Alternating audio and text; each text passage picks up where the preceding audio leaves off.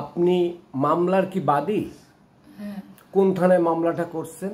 মামলা হচ্ছে খানজানি থানায়। এ পর্যন্ত কয়জন আসামি গ্রেপ্তার হয়েছে?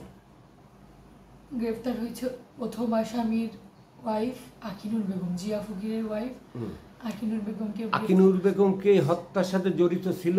অবশ্যই জড়িত, কারণ যদি ফ্যামিলি মেম্বাররা এই ঘটনা ঘটায় তাহলে তো নিশ্চয়ই বাসায় বসে আলাপ আলোচনা হয়। হ্যাঁ, তারা বাসায় সবকিছুই জানে। আবার তার বাড়ির পাশ থেকে তার বাসার দাও উদ্ধার করা হয়েছে। সে নিশ্চয়ই জানে যে রাত্রেবেলা দাও নিয়ে কোথায় যাচ্ছে বা কি। রাজুকে যে অস্ত্র দিয়ে, দেশীয় অস্ত্র দিয়ে আঘাত করা হয়েছে, অস্ত্রগুলোকে আপনি দেখছেন পরে? হ্যাঁ, আমি তো দেখছি। আবার দুইটা অস্ত্র তো জব্দও করছে থানায়। কি কি অস্ত্র দেখছেন? চাপাতি ছিল, তারপরে হচ্ছে আপনার কাটারি ছিল, তারপরে হচ্ছে আপনার দেশি দাও ছিল, তারপরে হচ্ছে যে পেটের মধ্যে এরকম গুপ্তি ওইগুলা ছিল, ওইগুলা পেটের মধ্যে ঢুকাই দিচ্ছে, এগুলাই ছিল। এখন আপনার তো একটা সন্তান। আমার একটা সন্তান। আমি বিয়ের পর আমার ঘরে একটা সন্তান হয়। আমার বিয়ের আগেও রাজু সাহেবের আরো একটা সংসার ছিল, যেখানেও তার দুটো ছেলে আছে। একটা মেজো ছেলেটা আমরা জানি সব সময় রাজুর কাছে থাকতো। আমরা যখন এদিক সেদিক যেতাম, রাজুর ওই মেজো ছেলে ওই রাজুর পাশেই থাকে, আবার দাবড় দেয়, আবার চলে আসে, আব্বু আব্বু করে। আচ্ছা, এখন আপনি তো আপনার শ্বশুরবাড়ি অবস্থান করছেন।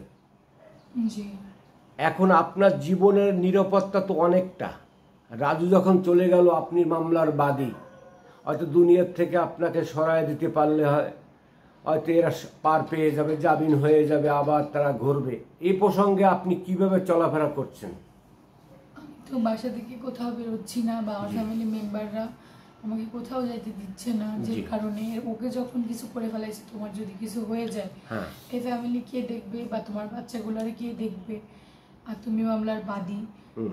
তারপরও আমি নিরাপত্তাহীনতায় ভুগছি, কারণ আমার কোনো সেফটি নাই। আমি বারবার থানায় জিডি মামলা, এফআইআর, তারপর পিবিআইতে মামলা করার পরেও যখন আমার হাজবেন্ডকে মেরে ফেলছে, তখন আমি তো তাদের কাছে কিছুই না। বাট তখন তারা দুইবারও উল্লেখ করছে যে ভাই এরেও শেষ করে দেন। তাহলে এখন আপনার ফ্যামিলিতে বেঁচে আছেন আপনি, আপনার এক ভাই, আর আপনার মা, আপনার সন্তান।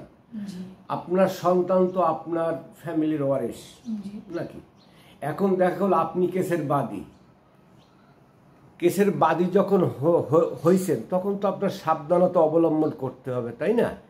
সে প্রসঙ্গে আপনি একা একা কোথাও বেরোচ্ছেন না, আপনার সাথে কোনো লোকজন নিয়ে বেরোচ্ছেন? না, আমি একা কোথাও যাচ্ছি না। আমার শ্বশুর আছে, আমার ভাই আছে, আমার আরো ফ্যামিলি মেম্বাররা আছে। আপনার শ্বশুরের উপর আপনি কি আশা করেন জনাব সরফ সাহেবের কাছে? তার তো সন্তান হারাইছে, সে তো তার সন্তান হারাইছে। আপনি আপনার স্বামী হারাইছেন, শাশুড়ি তার জামাই হারাইছে, মা তার সন্তানকে হারাইছে, আপনার ভাই তার ভগ্নিপতিকে হারাইছে। এখন এ প্রসঙ্গে আপনার শ্বশুরকে নিয়ে কিছু বলেন, তার এখন কি অবস্থা? আমার বাবা তো আমার বাবা 1 মাস আগে স্ট্রোক করছে আমার শ্বশুর, যার কারণেই মেন উদ্দেশ্যে আমাদের খুলনায় আসা, তাকে ট্রিটমেন্ট করানোর জন্য। কিন্তু তাকে দেখতে এসে বা তার ট্রিটমেন্ট করাতে সেরকম একটা ঘটনা হবে, আমি এটাই কখনোই কল্পনা করতে পারিনি যে আমার ফ্যামিলি মেম্বাররা এরকম করে একটা ঘটনা ঘটাবে। এটা কখনোই কল্পনা করতে পারিনি।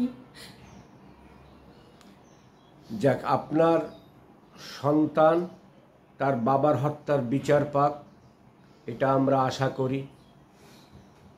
ঘটনাটি যখনই ঘটে, সেই থেকে আজ পর্যন্ত দেশে কিছু কিছু সমস্যা থাকার কারণে আমাদের একটু বিলম্ব হয়ে গেছে।